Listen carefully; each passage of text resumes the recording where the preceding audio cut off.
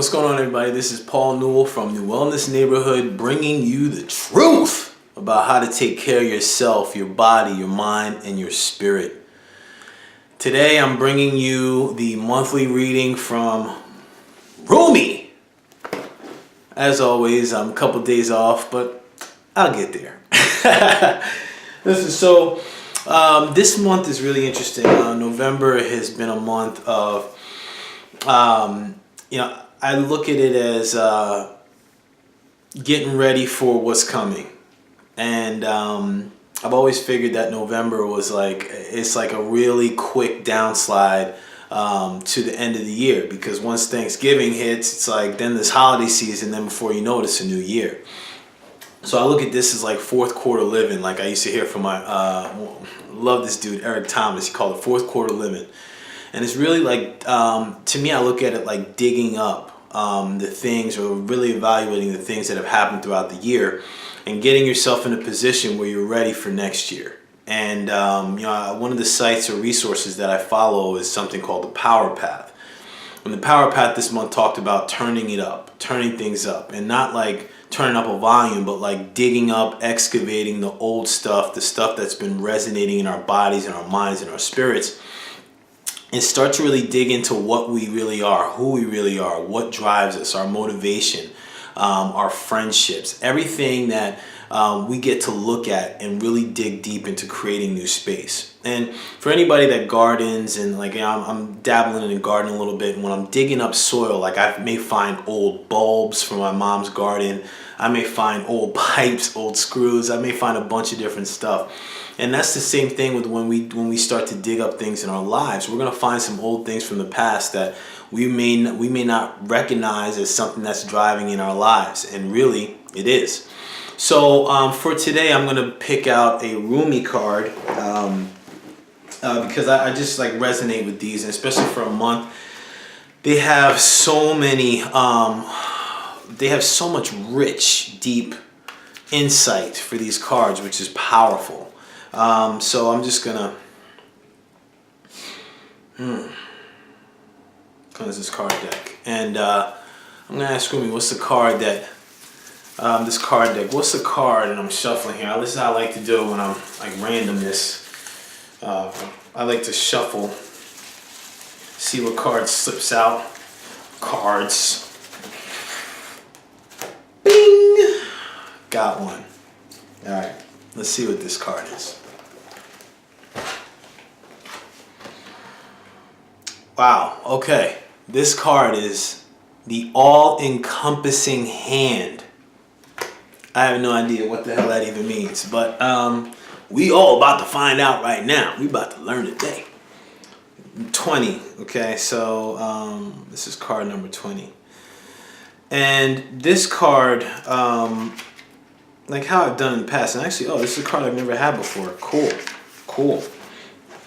When I look at this card, I see, when I look at this card, let me just observe this first. Like I see two women.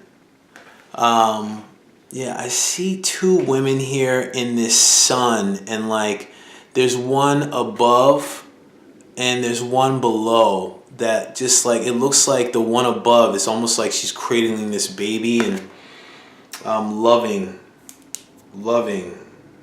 this entity, this being. So let's look at what this is. Okay, so wow. Damn. Okay, so let's get to this. I'm going to take probably 2-3 minutes and just go through this. First, the poem here. You are the essence of my existence. Who am I? A mirror in your hand. Whatever you do, I will do. I am your irresistible reflection. With every breath I feel my heart is beating with yours. In your joy, I am exuberant. In your sadness, I am in sorrow. If you are bitter, I become bitter. If you are grace, I become grace. My joy is when I'm bewildered in your beauty and taste the sweetness of love on your lips. If I pick a rose without you, it becomes a thorn in my hand. If I am the thorn, it becomes a rose in your hand. Wow. Whew. This card is letting us know that we may be in need of reassurance. Perhaps we've been feeling somewhat alone on our path, struggling with a matter deep within our precious, beautiful heart, or speaking of it to no one. Wow. So such loneliness can foster in the heart. Whew. With no other to bear witness in your life experience, you may question your life, your sanity, your truths, and create doubt where no doubt need be. And this is interesting because when we talk about uprooting the soil and things in our lives, like the past stuff, like I can speak from my experience, the past stuff, especially over the past several weeks, has really started to highlight what creates my decisions. And I can be in an isolated place, and I may not want to connect or speak with anyone else. And sometimes that could be a detriment, but when we're starting to really evaluate in the right way, like what's really coming up, it can be a gift. So this oracle is coming to us as the hand of the divine. It's an all-encompassing hand. The hand that has no limitation upon the blessings it can bestow, upon the troubles it can lift from you, upon the tenderness it can communicate to you through sacred touch. We get to allow this to come to us. We get to allow this divine hand to reach us in our meditations, our sleep, our prayers. And it's going to reach us through our life circumstances. Okay, and sometimes what I read from this is that this divine or this all-encompassing hand, especially when we're in a space of defeat or resignation or loneliness, this hand of the divine can be reaching out to us to pull us into something new.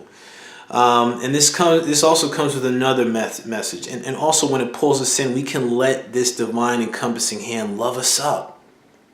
This month especially is going to be about loving yourself up, especially as you dig up old things about yourself, love yourself up.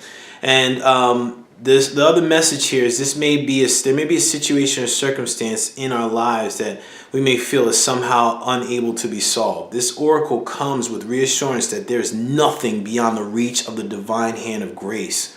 All can be solved. All can be resolved. There is always a higher, better, more beautiful outcome possible. Whoa. I got to take that in for a second. I'm going to read that again. This card comes with the reassurance that there is nothing beyond the reach of the divine hand of grace. All can be solved. All can be resolved. There is always a higher, better, more beautiful outcome possible. Shit, man. Whoo! Yeah, buddy. So listen, here's the sacred ritual. I had to just breathe that in for a little bit. And I'm taking that in. I'm going to take that in because that's a powerful thing. So I'm going to wrap this video up. This all-encompassing hand is here for us. Especially when I hear is that, especially in those times when we feel like there's something that can't be solved, that there's a problem or something that's in our lives that's a major block that we cannot bust through. This all-encompassing hand is the divine. And what's coming to me right now is like if you just take one hand, and when we're going through a struggle, if you just take one hand, you just place it on your heart. And the other hand can either go on your belly or it can go on your head or on your crown chakra, and just like I like this better. So hand on the heart, one hand on the heart, the other hand on the head. Just breathe this in, knowing that, almost feeling as if the all-encompassing hand is surrounding you and taking you in and letting you know and reassuring you that whatever you're going through can be solved and resolved, and there's the best, better possible outcome that's available to you. So settle into that, dig up what needs to be dug, dig up what needs to get dug up, and do it in the best possible way, and take care of yourself. Be kind to yourself, because listen, when stuff comes up, I'm speaking from personal experience, it can get shitty. So ask for help, and if asking for help is tough for you, because I see a lot of people talking about that, if asking for help is tough for you, check into the all-encompassing hand. All-encompassing hand. Hand on the heart, hand on the head, or stomach. Whatever fits well for you, but connect with yourself in that way. This is Paul Newell from New Wellness Neighborhood, bringing you the truth on how to take care of your health, your soul, your body, your spirit.